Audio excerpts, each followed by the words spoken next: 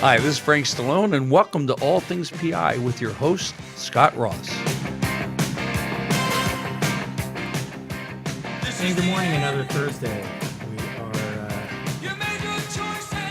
in the studio with, I wouldn't even know how to refer to you as, besides being my friend Linda Deutsch of AP, sadly now retired, and in fact, I was just telling Linda that she was notably missed in the Cosby trial. And I missed being there. Yeah, you know, I'm used to all these trials.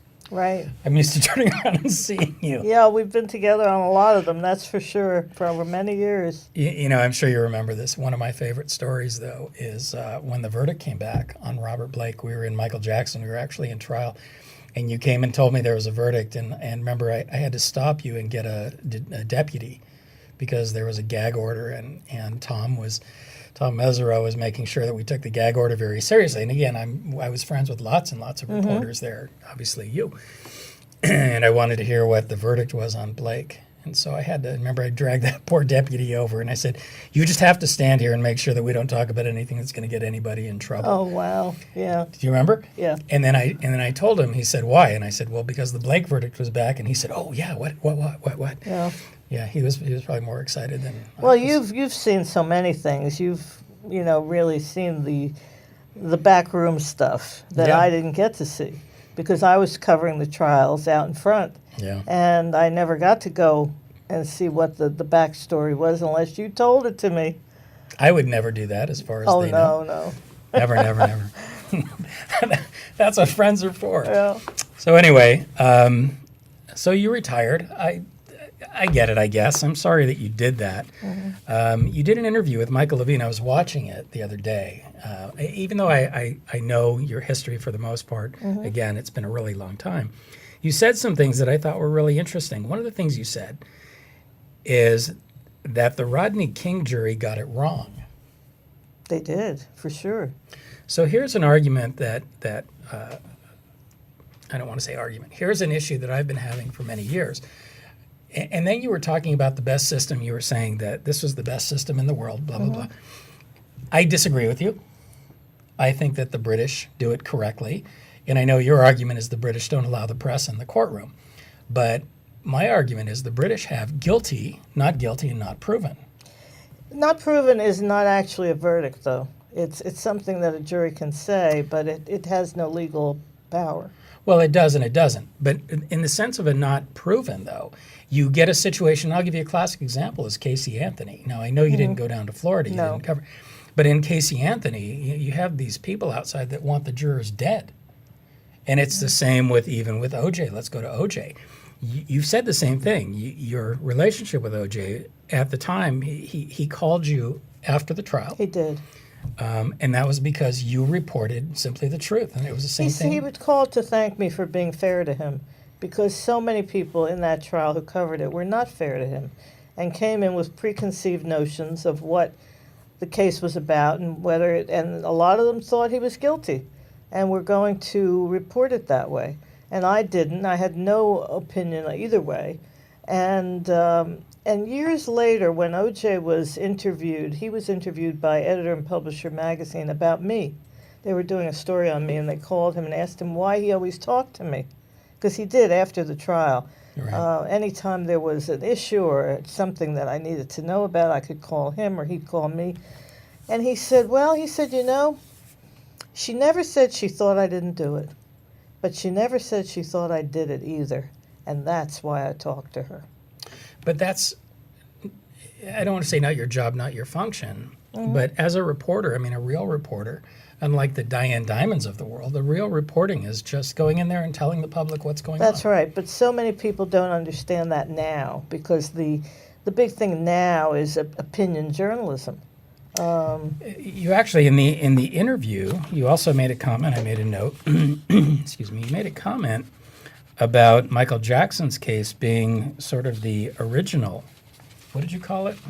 Not yellow journalism. Tabloid trial. It was a tabloid trial because by then, during the O.J. Simpson case, there was no TMZ yet. Right. There was no 24-hour cable coverage.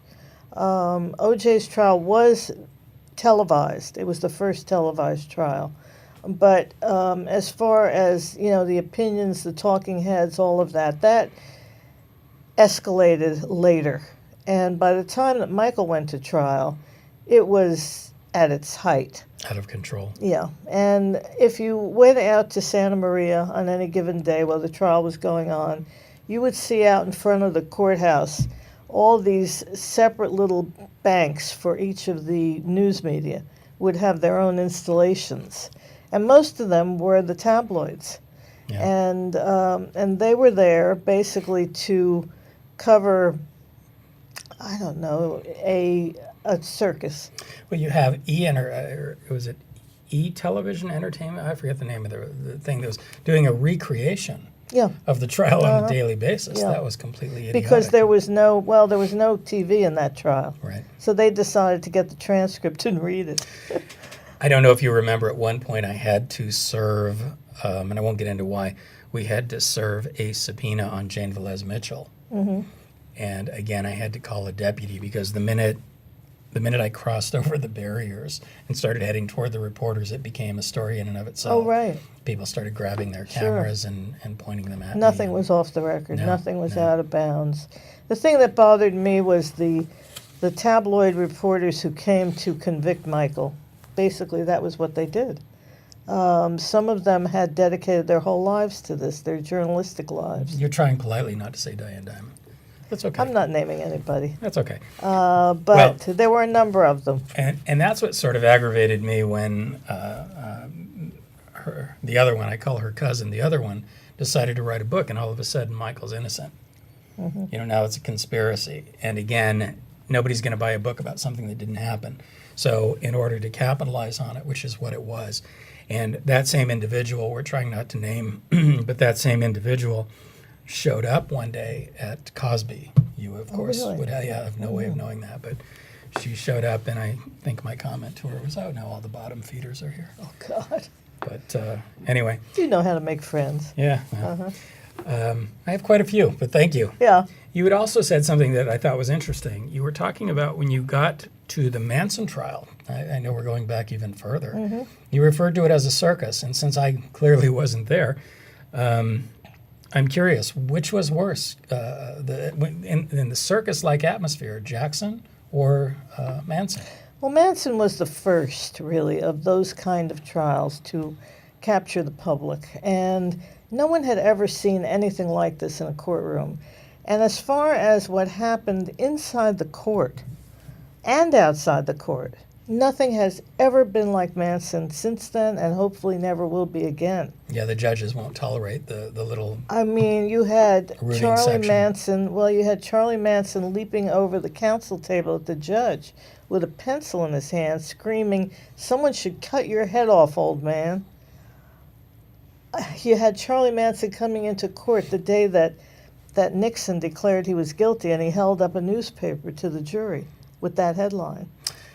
They were playing the jury. The girls were coming in at his instruction every day, and they would get up and sing in the court. There were people having LSD flashbacks in the courtroom. There was my favorite story, which was toward the end of the trial. The trial lasted a year. And Right. toward the end, there was a woman who had been, the Manson women had been camped on the sidewalk outside the courthouse during the whole trial. They said they were going to immolate themselves like the nuns in Vietnam if he was not acquitted. So they were pretty interesting, and they were always being interviewed. They were out there. There was also one woman who always drew, she was a gifted artist. She drew pictures of Manson as Jesus. And so one day, toward the end of the trial, we're sitting in court, and there are so many crazy things have happened, but there's the woman, the artist, is suddenly in court. And the prosecutor is giving his final argument. By then, the Manson's lawyer had spoken for 2 weeks. It was going on and on and on. And suddenly, she jumped up in her seat, bolted toward the front of the courtroom, screaming, "I am the whore of Babylon. I have come to save my brother Manson. I am the whore of Babylon." And you have to realize that it had been a very long trial, and we were all kind of almost sleeping by then because things had gotten so boring. And we all jumped up, and the deputies who had been half asleep jumped up, and the judge, who was kind of nodding off, looked up and said, "Arrest that woman." And she actually got inside the bar. Wow. And the deputies grabbed her and carried her out, yelling, "I am the whore of Babylon." So when they came back, we said, well, we got to interview somebody, right? This is a big thing. So we go up to the deputies and we say, what'd you find out about her? And one of them looked at me and he said with a kind of wry smile, "We called the Babylon PD, but they didn't have a rap sheet." Very cute. Yeah.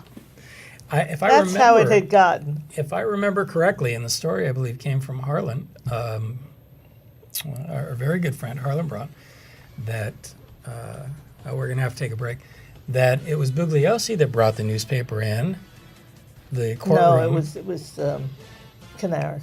It was. Yeah. Interesting. Okay. All right. We'll be taking a break. We'll be back in a few minutes. Again, you're listening to All Things P.I.,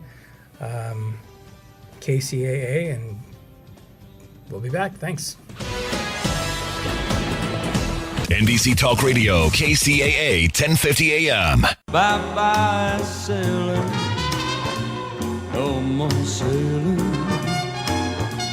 Bye-bye, baby. So long, goodbye, bye-bye. Okay, we're back. Still here with Linda. Yeah, one of the things that we just didn't get a chance to finish, I wanted to talk about the Scottish law, the guilty, not proven. But you take cases like O.J., like Robert Blake. You take cases even like Michael, although Michael was not guilty.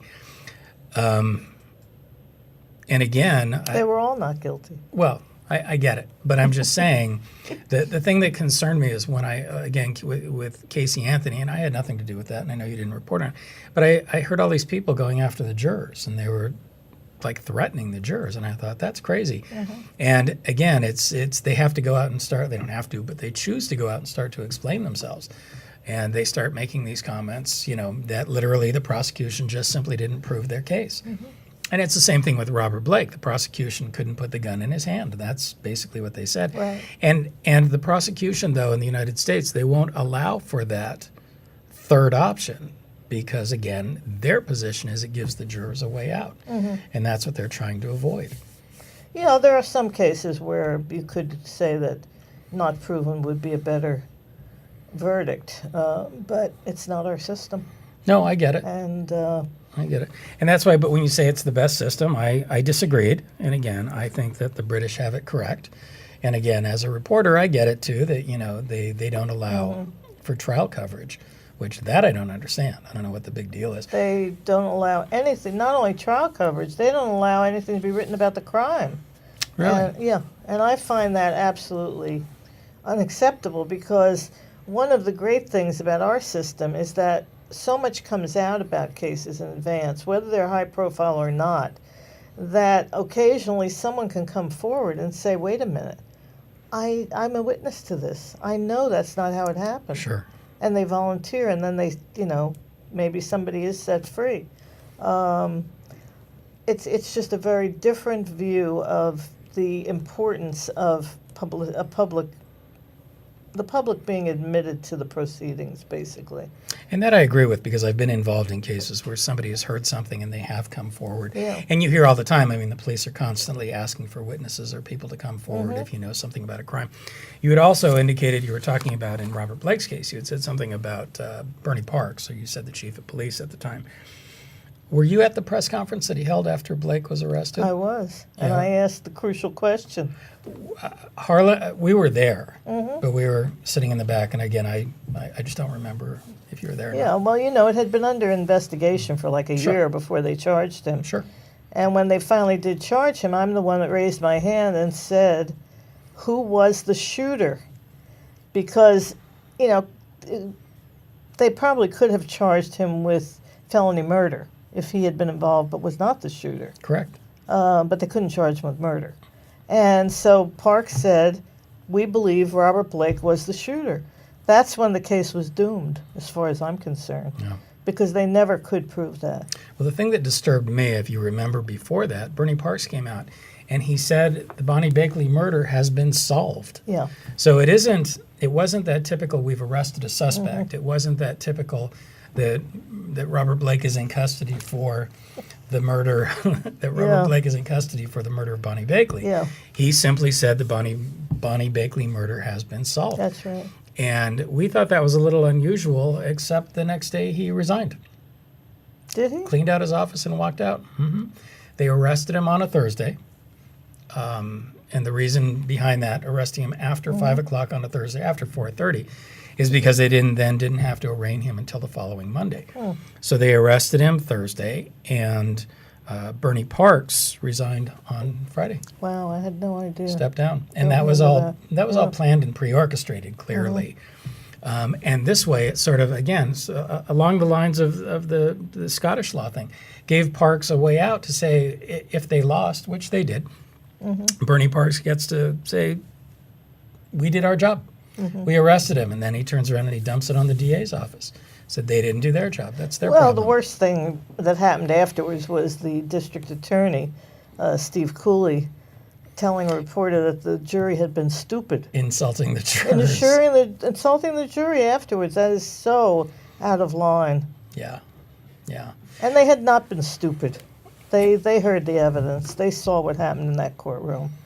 There were, a lot of things that happened, but the one thing that did not happen was to prove that Blake shot her.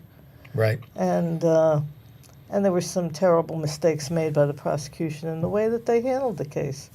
Well, they also caught a break. If I remember correctly, Gary McClarty went in on a mental hold Yeah. after the prelim, after Tom did the preliminary hearing, excuse me, and before the trial. So Schwartzbach got kind of a break on that, and McClarty, I guess, got up on the They stand. based their case on crazy people. It's not Right. easy to make a case that way. But you and I weren't there for that trial because we were up in Santa Maria. I was there. You were there at the Blake trial? How could you be at both? The Blake first, trial? well, it must have been the Blake. The preliminary hearing you were at. I heard those guys testify. If they testified They at the testified prelim. at the prelim with Yeah, Tom. Okay. Yeah, they testified. And then I went up to Michael's trial. Correct. Yeah. Yeah, because again, that's when the verdict came back. We were up in Santa Maria Right. at the time. Right. I guess this is an idiotic thing to say, but what was your favorite case? Everybody asks me that, and it's hard to say. The one that will stay with me the longest is Manson, because it was the first, and because it was the craziest, and because it changed my entire career, my entire life. I mean, I was not going to be a trial reporter when I started. I was going to be an entertainment reporter. That's what I had been doing in New Jersey, where I was a kid reporter on a newspaper there and covered entertainment. And the president of Elvis Presley's fan club. That's right. That was my claim to fame. And got to meet the king himself. Well, I didn't meet him, but I saw him in person. Okay. And in recent years, I've met Priscilla and talked to her. And it's my alter ego is the president of the Elvis fan club. When I retired, they had an Elvis impersonator at my retirement party. Oh, that's funny. I had wanted to cover entertainment. I was a movie-holic when I was a kid, and I knew all the history. That was why on the day that Sharon Tate was killed, and they called me to come in, I immediately knew her whole history. I knew who she was. I knew who her husband was. I had all that background on the entertainment business. But once I got into a courtroom and saw what went on in this case, which was probably the most dramatic case that I've ever covered, I thought, my God, this is better than courtroom drama on TV. This is the real thing. And people's lives are at stake. And so being in the courtroom for a real trial, that's the height of experience, of feeling what it's like to see life and death before you, and to see the justice system at work and know whether it works or not.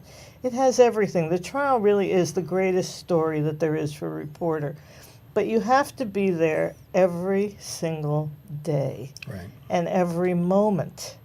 On the day that Manson leaped at the judge, a lot of reporters were not in the courtroom. They had gone out in the hallway to get a smoke. And I had been told already by my mentor, who was a wonderful reporter by the name of Theo Wilson. She told me, whenever the defendant is in the courtroom, you stay in there. You don't leave, because anything can happen.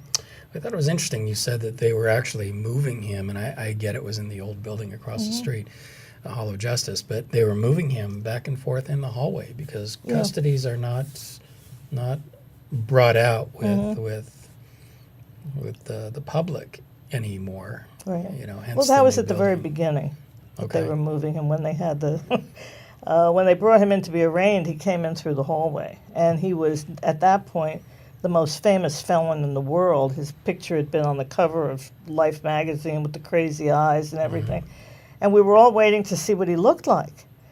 And this person comes in who is so little. He was almost as short as I am, and I'm 5'1". He had this raggedy hair, and he had a buckskin jacket with fringes, but he looked so unprepossessing. And he walked and he looked totally startled by all this media that was there in the hallway. The cameras were allowed in the hallway.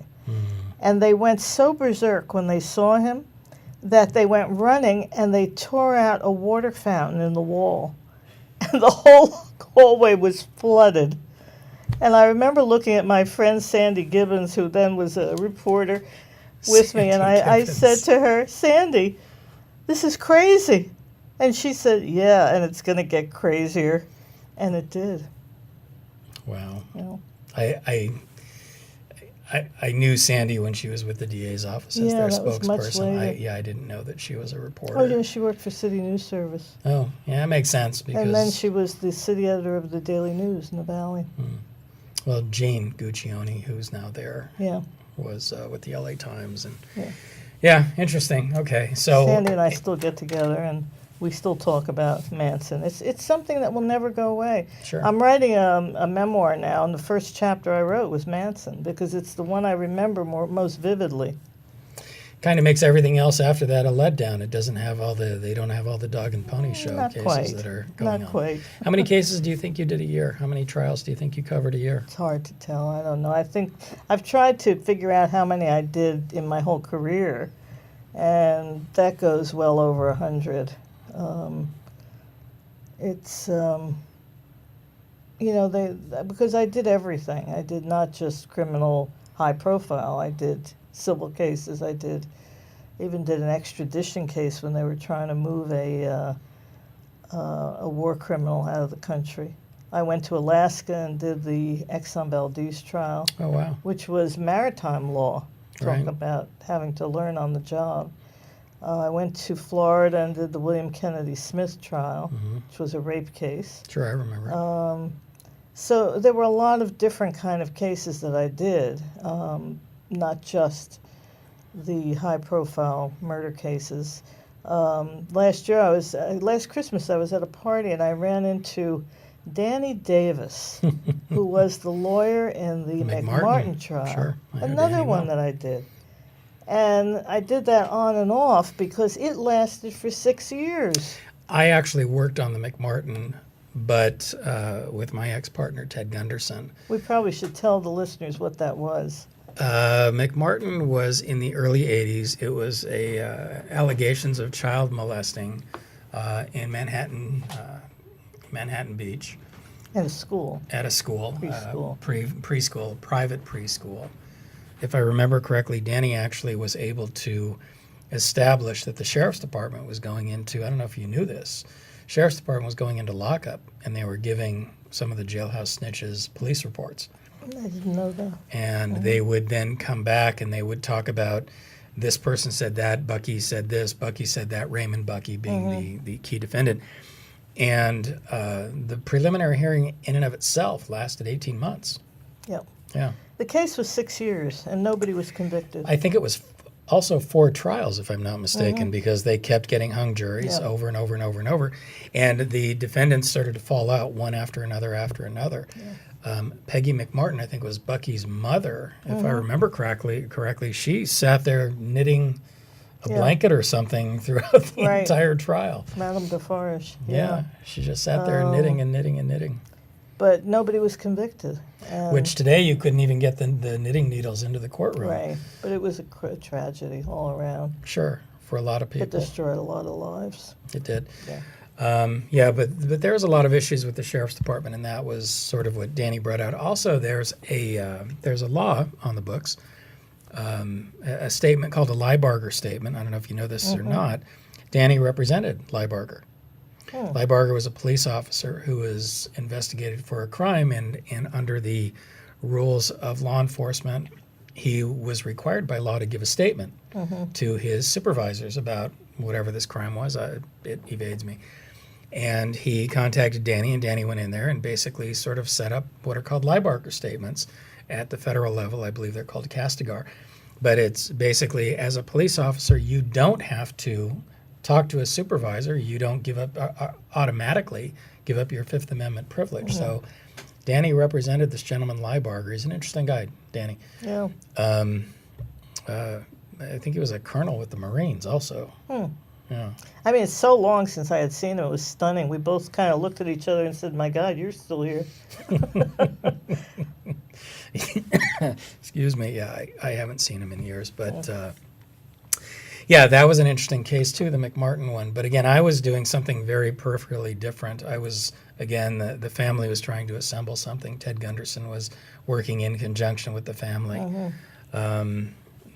Same thing later on when we did the, you had mentioned in your interview with Michael Levine, the Sirhan trial, that we were revisiting the Sirhan trial. And you're probably not aware of this, but as it turned out, that Bill Jordan, who was the investigating, he was actually head of robbery homicide at the time. He was a lieutenant with LAPD. He's one of the investigators that Robert Blake had contacted. So I actually, after the fact, had a chance to have a conversation about Sirhan with Bill Jordan. And we were talking about the bullets. You're familiar with Yes. the 14 shots in I am. the security guard Thane Eugene Caesar. So the theory was that 14 shots were fired, and Sirhan had a 6-shot 22. That's right. Thane Eugene Caesar, who was the security guard, Yeah. right? Who, in fact, that very famous picture of Bobby Kennedy on the ground holding his tie, his clip-on tie. The issue was that Thane Eugene Caesar had an 8-shot 22.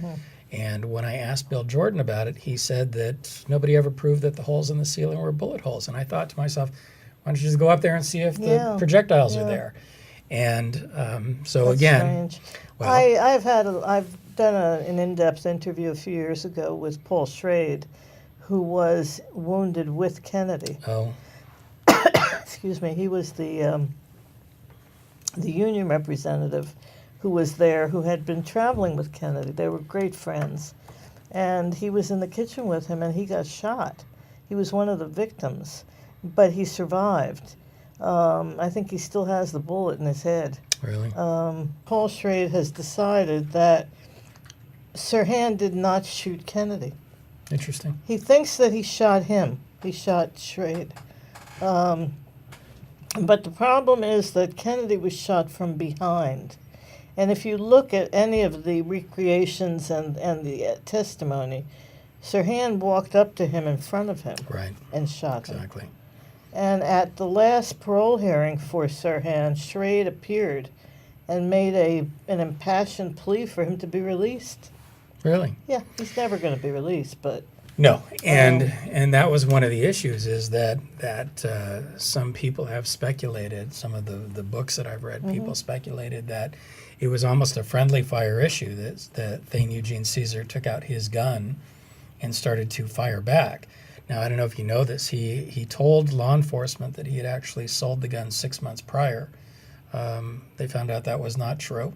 And the gun, if I remember correctly, resurfaced in a pond somewhere in Alabama. Did you know? You hadn't No. heard that? No. Apparently, some gentleman bought a piece of property. He wanted to build on the property, drain this small lake pond, found a gun, took the gun to law enforcement. This is somewhere down in Alabama. Took the gun into local law enforcement, said, I found this at the bottom of the lake. I don't know what it is. They ran the numbers, and it came back to being Thane Eugene Caesar's 8-shot 22. No. Yeah. But again, part of the issue being is that if I remember correctly, they just didn't recover that many projectiles, or they didn't do the ballistics. Right. There were so many eyewitnesses that he was pulling the trigger at that point. It was. Yeah. There are so many questions that hang around that case. Not as many as around JFK's shooting, Sure. but a lot.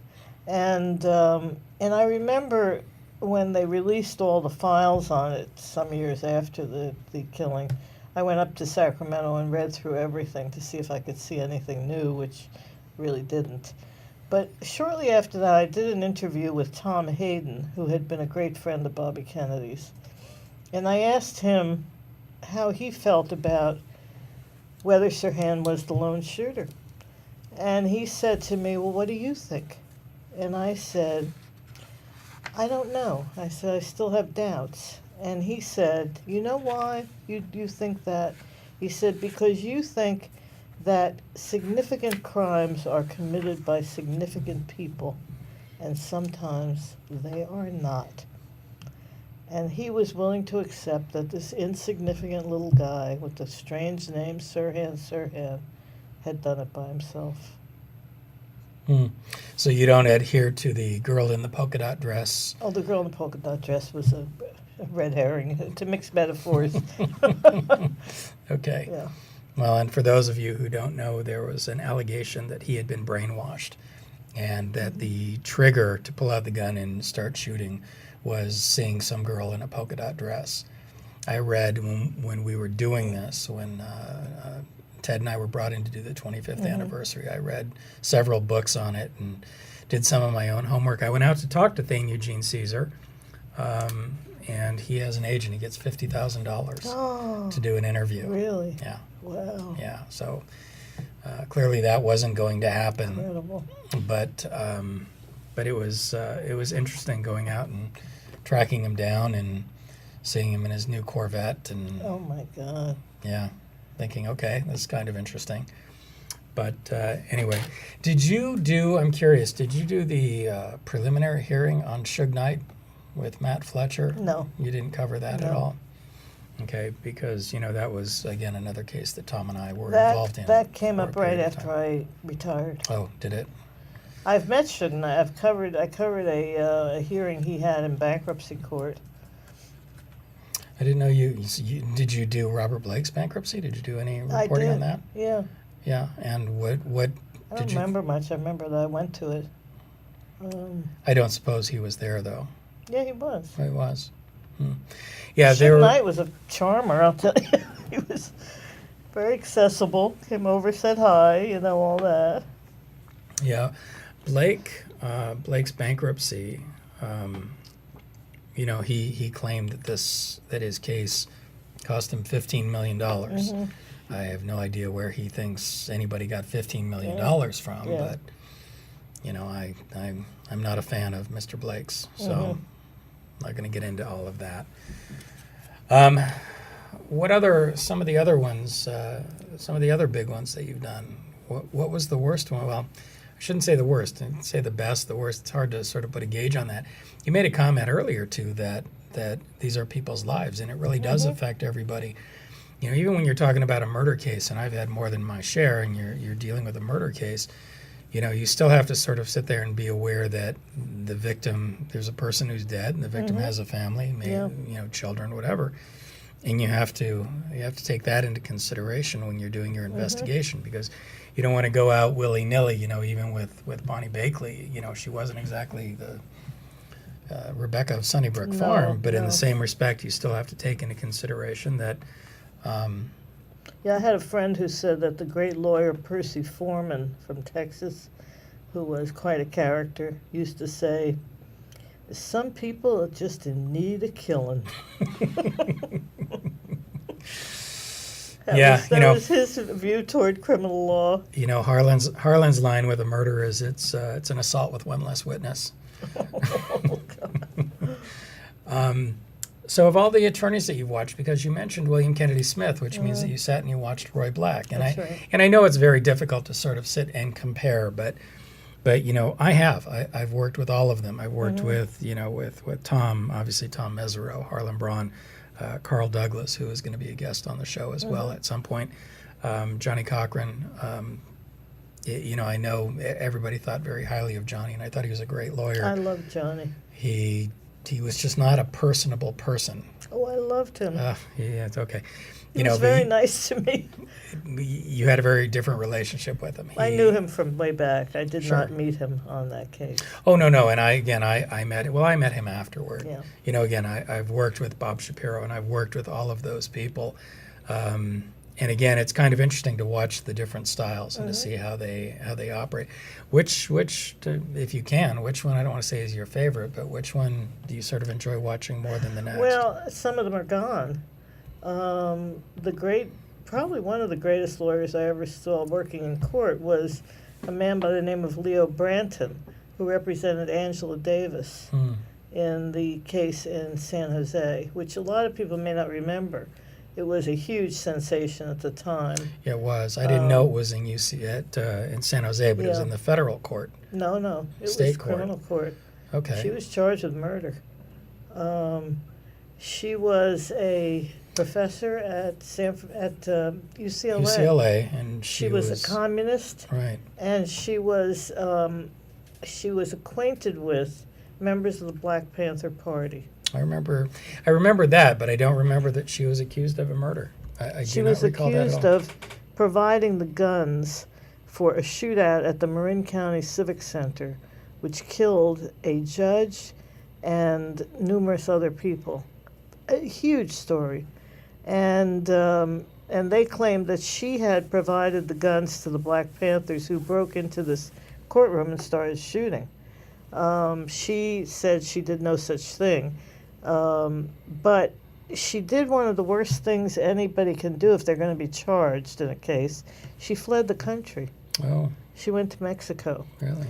And ultimately she came back and she stood trial.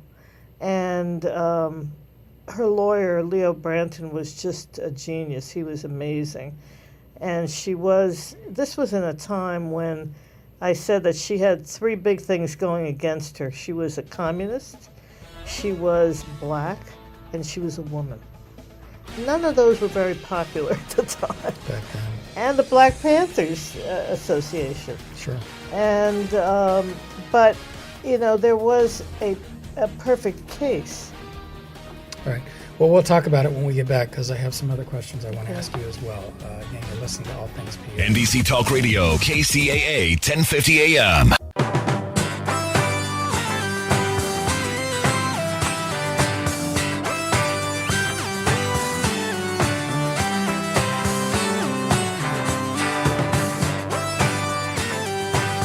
Theme director. Okay, we're back. Still with Linda Deutsch. We were talking a second ago, bringing up other cases, and you mentioned Patty Hearst. Yes, that was an enormous case. She was the daughter of the heir to the William Randolph Hearst fortune, the newspaper publisher. And she was kidnapped by a group called the Symbionese Liberation Army. Tanya. Yeah, she declared herself to have joined them and to have become Tanya the Revolutionary.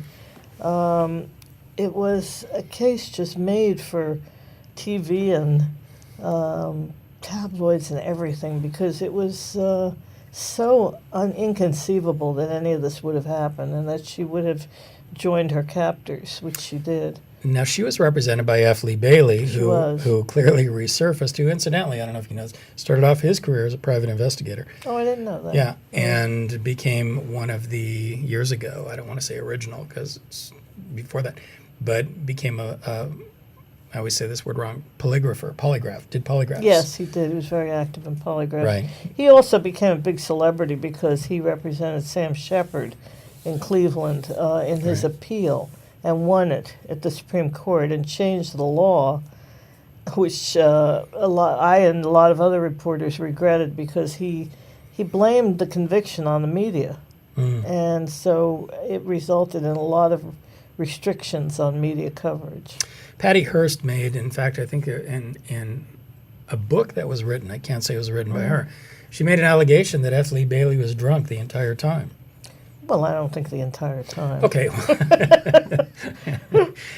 a significant portion, a vast majority, pick a word. I don't know, but he was not at his best in that case. But Okay. I will tell you that when I was covering it, the Hearst Corporation decided to bring their most famous reporter out of retirement, and that was Adela Rogers St. John's.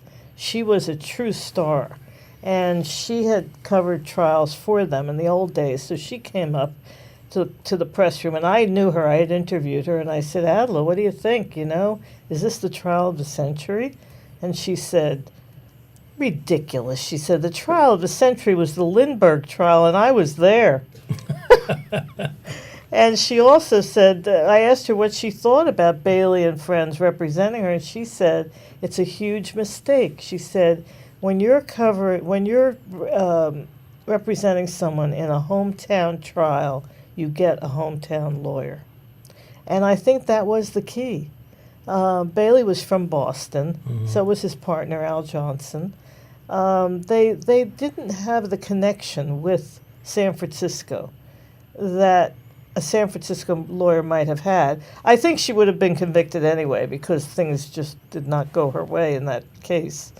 And that a lot of that. I mean, there's a certain amount of truth to it, I guess, because again, we experienced, and Tom has very vocally said that. Tom Mesereau said that about Cosby, that we got hometowned, and that the judge kept changing the rules and changing what and how things were going to be done because of this.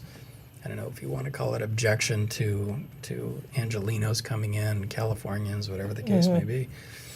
But and I've been involved in cases where they're out of town. I had a case, if you want to call it out of town, up in Santa Barbara with a local attorney here, and she did a great job and frankly sort of won the case until the defendant decided to send a text message to one of the witnesses and threatening her. And Bad move.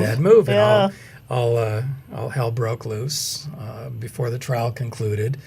And he was actually charged with witness tampering after that, but neither here nor there. But of course, again, I feel like I should be interviewing you because you have much more important and inside stories than I have. I don't know. Well, that's kind of the issue. It's I sort of work behind the scenes. You're working in front of the scenes. Yeah. I mean, you're actually reporting on the finished product, and I'm sort of sitting there trying And you're to putting it together. put together Yeah. a finished product. Yeah. Yeah. I've had people ask me, what do investigators do? And I said I likened it if you want to go into the movies, it's like a writer. I sort of write the script, and the attorneys just sort of follow along with the information that we give them. Right. But not always. You're setting the stage. Yeah, but not always. Again, a lot of times, and I'm not going to get into some cases, but a lot of times you give the attorneys certain information and reasons for whatever they may be, they choose not to use it. That's right. It's a little disconcerting because I sit there and I think, what was I doing? Why did I dig up all of this information? I hate that expression. Why did I find all of this information and, you're not going to use it? But it's not my call. And again, it's a judgment call that gets made, and I get it. It's fine. And it's hard to then, after the fact, it's sort of hard to explain to the clients why you had this information, why didn't it get used? Not much I can do about it. Yeah. But Patty Hearst, there was a bunch of, if I remember, the police, I guess, were on chasing her for a long time, or chasing the Symbionese Liberation Army. Bill, I forgot his name. Bill Harris and his wife, Emily, right? Emily. And they recently found one of the other girls, Susan Olsen, I think was her name. Sarah Jane Olsen. Sarah Jane Olsen, sorry. Susan Olsen was the Brady Bunch, sorry. Sarah Jane Olsen, who was found up in like Michigan, Minnesota, something like that. Now, she was tried, and did you cover that trial? I did. Oh, I kind of remember when that was going on. In fact, I think, did she have Tony Serra? For a very brief time. Yeah, he's an interesting study. He was. And he's from San Francisco, so I mean, theoretically, he would have been hometown, but I don't even know what happened She went to prison. Did she? And so did everybody else.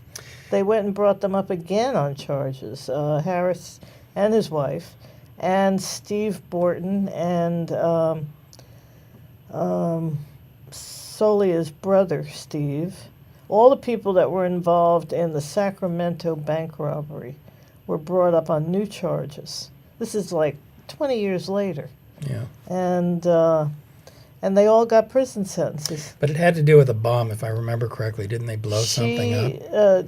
They didn't blow anything up. They tried. Okay. They attempted to put a bomb under a police car. And so post 9/11, it becomes a terrorist act. That's exactly and so when she was arrested. Right. So it extends the, under these new charges. It was very sad because she had a completely new life. She was, a perfect person, and she had a wonderful doctor husband and kids, and she was active in the community, everything, and they just pulled her out of all that and sent her to prison. Do you remember what she was sentenced to? I don't know, but she's long out. Oh, she is? Yeah, oh, yeah. Oh, good. Yeah, they had it. It wasn't that long, but it was long enough to change her whole life. Sure. And again, you're in a community where people don't know no one knew who she you was. used to be. No, they didn't. Yeah. It was totally out of the blue.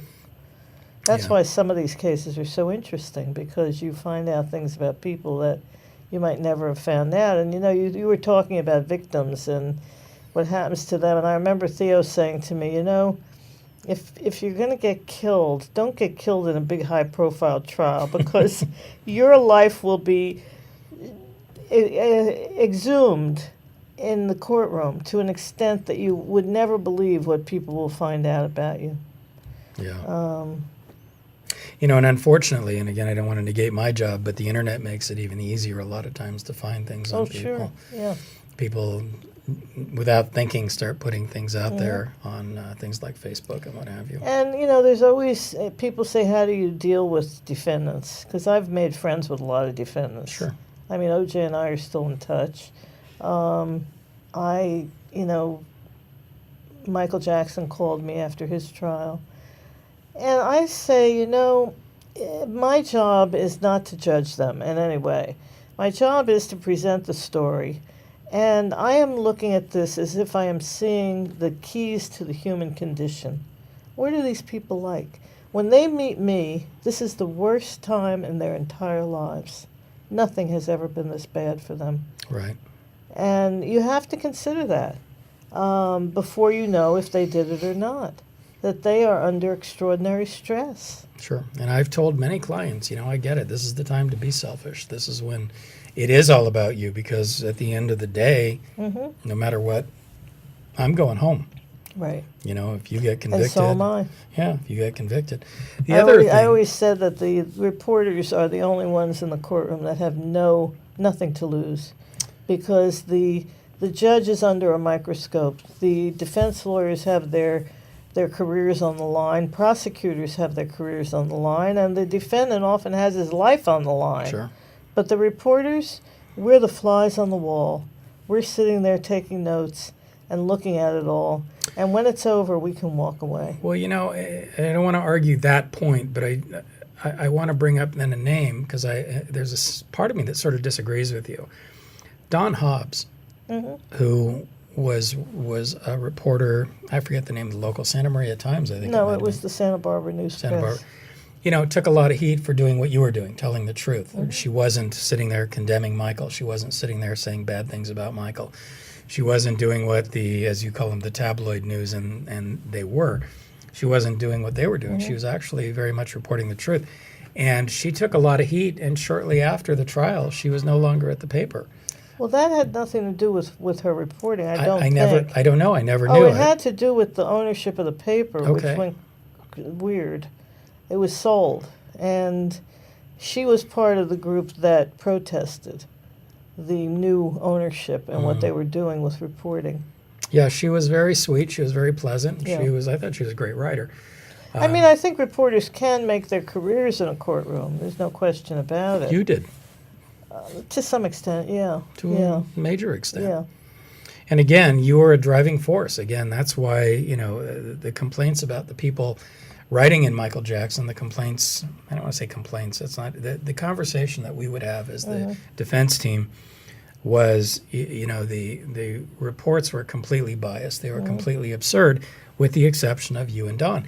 And when that conversation would come up with other people, that's because they were writing what you wanted them to write, and that's not true. Oh, yeah. Well, one of my favorite stories out of the Michael Jackson case was every morning when we would come in at the crack of dawn, we reporters would be marched in by deputies. And we were in front of a chain link fence going in the courthouse.